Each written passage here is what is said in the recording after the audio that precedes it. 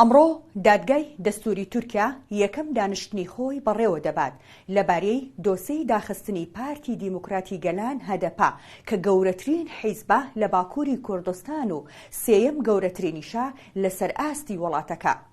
سەرەتای چیرۆکەکە لەو کاتەوە دەستی پێکرد کە بەکر شاهین سەرۆکی داواکاری گشتی تورکیا سکاڵایەکی یاسایی لە دادگای دەستوری تورکیا تۆمار کرد بۆ داخستنی هەدەپا.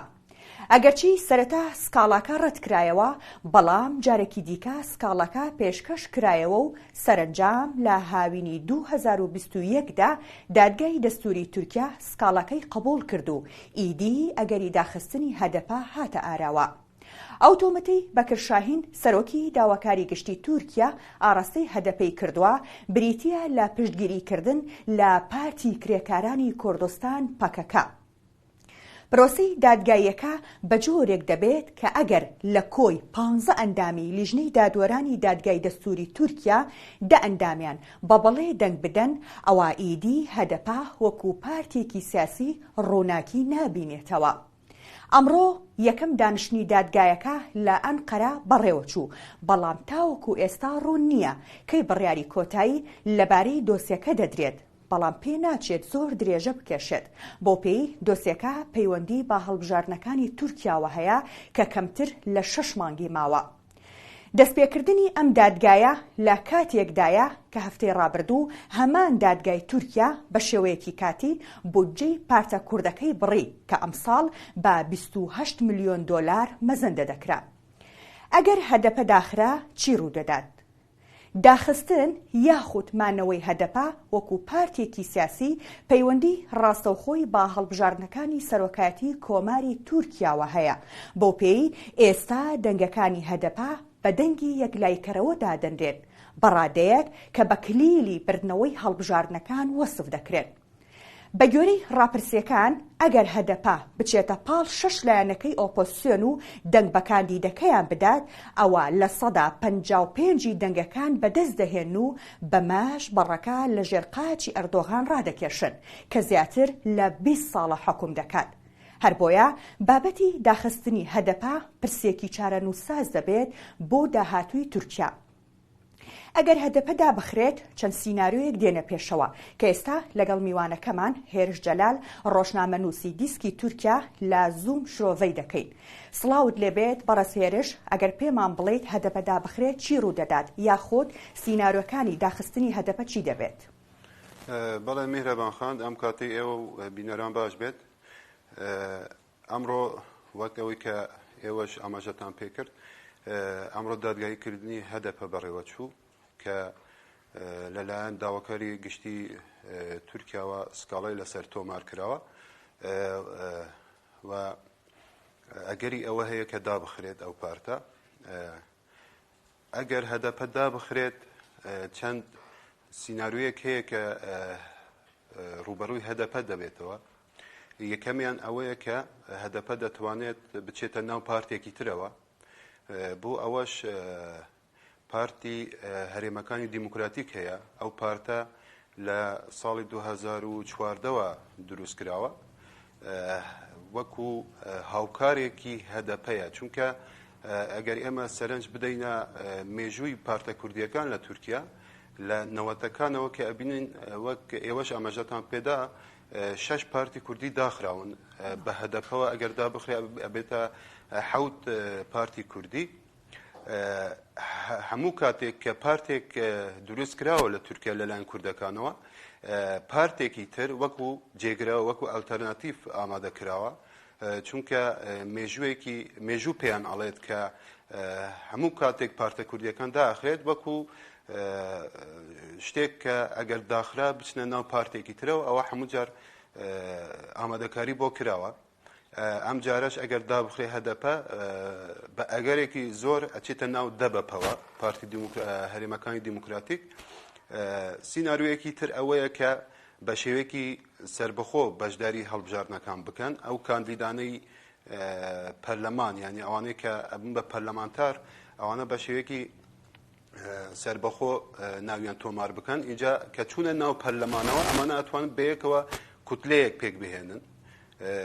ناوێکی بۆ دانی لەناو پەرلەمانە بەم شێوەیە درێژە بە خەباتی خۆیان بدەن یعنی ئەمە دوو سیناریۆی بەم شێوەیە ئەبێت سیناریۆیەکی تریش هەیە کە لاوازە یعنی من خۆم بە بۆچوونی خۆم ئەوە باوەڕ ناکەم کە هەدەپە ئەوە بکات ئەویش ئەوەیە کە دەنگ بە پارتێکی تر بدرێت بێجگە لە دەبەپە پارتێکی تری ئۆپۆزیسیۆنی تورکیا بێت بەڵام لەو حاڵەتە ئێتر کورد یان لایەنگرانی هەدەپە هیچ نوێنەرێکیان پەرلەمانە نابێت و ئەمە ئەگەرێکی کەمە ئەم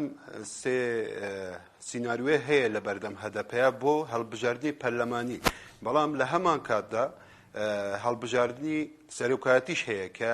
هاوکات لەگەڵ پەرلەمانیە بەڕێوە ئەچێ لەوەیە چیەکە ئەبێ یان ئەوەتە کاندیدێکی خۆیان ئەبێت کاندیدێک هەڵەبژێرن کە سەربەخۆ بێت ئەو کاندیدەش لەگەڵ لایەنەکانی تران نەبێت بەم شێوەیە لایەنگرانی هەدەپە بتوانن دەنگ بەو کاندیدە بدەن یان ئەوەتە لەگەڵ ببوورە یەک خاڵی بچووکیش ماوە یان ئەوەتە ئەتر دەنگ بە کاندیدێکی لایەنەکانی ترەدەن ئەو شەش لایەنەی تر کە هاوپەیمانی گەلیان پێکەناوە باشە ئەمەی کە باست کرد ئەو کاتە بوو کە ئەگەر قەرار یاخود بڕیاردرا لەسەر داخستنی هەدەپە بە یەکجاری بەڵام ئەگەر دادگای دەستوری تورکیا هەدەپەی دانەخست بڕیارەکە بەم شێوەیە بوو ئەو کاتە چۆن بەشداری هەڵبژاردنەکانەکات خۆی کاندیدی خۆیە بێت یاخود ئەچێتە پاڵ شەش لایەنە ئۆپۆزیسیۆنەکەی چ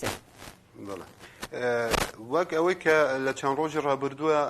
هاوسەرۆکانی هەدەپە یان پەرلەمانتارەکان یان وتەبێژی فراکسیۆنی هەدەپە ساروخان ئولوچی پێڵن ئەو وەک ئەو لێدوانیان داوە وەک ئەوەی کە بۆچوونەکانی خۆیان بڵاو کردوتەوە ئاشکرا کردووە لەوە ئەچێت کە کاندیدی خۆیان هەبێت ینی پێشتریش هەر هەدەپە ڕاگەیاند بوو کە ئێمە کاندیدی خۆمان دەبێت و کاندیدەکەشمان ژن دەبێت بۆ ئەوەش باسی گوڵتەنکشاناک ئەکرێ بە جدی گوڵتەنکشاناک هاوسەرۆکی پێشووی شارەوانی بووە شارەوانی ئامەد بووە کە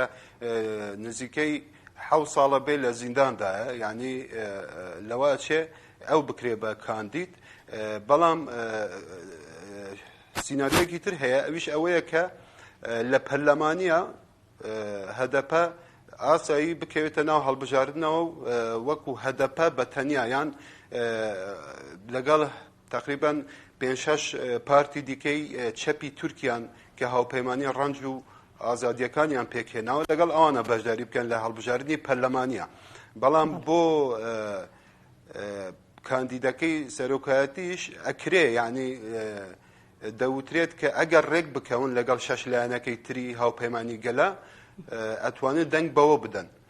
چونکە دەنگەکانی هەدەپە بەجددی وەکو دەنگی کلیل ناو دەبرێت یعنی هەدەپە ئەگەر دەنگ بە هەر بە کام کاندیدی لایەنەکان بدات بە تەکیدی سەر ئەکەوێت چونکە بەپێی ئەو ڕاپرسیانەی کە ئەوە مانگێکە ئەکرێت ڕاستە ئەوترێت کە دەنگی هاوپەیمانی گەل یعنی ئەوانەی کە دژی ئەردوغان دژی دەسەڵاتن ئەوانە زیاترە بەڵام فەرقێکی واج لە نێوانیاندا نییە لەبەر ئەوە ئەکرێت کە دەنگەکانی هەدەپە ئەگەر بدرێ بە لایەنەکانی هاوپەیمانی گەل بە تەکید ئەوە یعنی ئێتر کاندیدەکەی ئەوان دەرەچێت بەڵێ سوپاس بۆ هێرش جەلال ڕۆژنامەنووسی دیسکی تورکیا لە زووم لەگەڵمان بووی ئەگەر هەدەپە ڕوبەڕووی داخستن ببێتەوە نابێتە یەکەمین پارتی قەدەغەکراو لە تورکیا بەڵکو لە سەرەتای 90ەکانەوە تاوەکو ئێستا 6 داخراون کە هەر یەک لەم پارتانن پارتی ڕەنجی گەل لە ساڵی 1990 دامەزرا لە ساڵی 1993 داخرا پارتی گەلی دیموکراتی لە ساڵی 1994 دامەزرا لە ساڵی 2003 داخرا پارتی دیموکراتی گەل کە ئەویش لە 2003 دامەزرا بەڵام لە ساڵی 2005 داخرا پارتی ئازادی کۆمەلگا لە ساڵی 2003 دامەزرا لە ساڵی 2007 داخرا پارتی کۆمەلگەی دیموکراتی ئەمیش بە هەمان شێوە لە ساڵی 2005 دامەزرا بەڵام لە ساڵی 2009 داخرا پارتی ئاشتی و دیموکراتی لە ساڵی 2008 دامەزرا و لە ساڵی 2014 داخرا خواتان لەگەڵ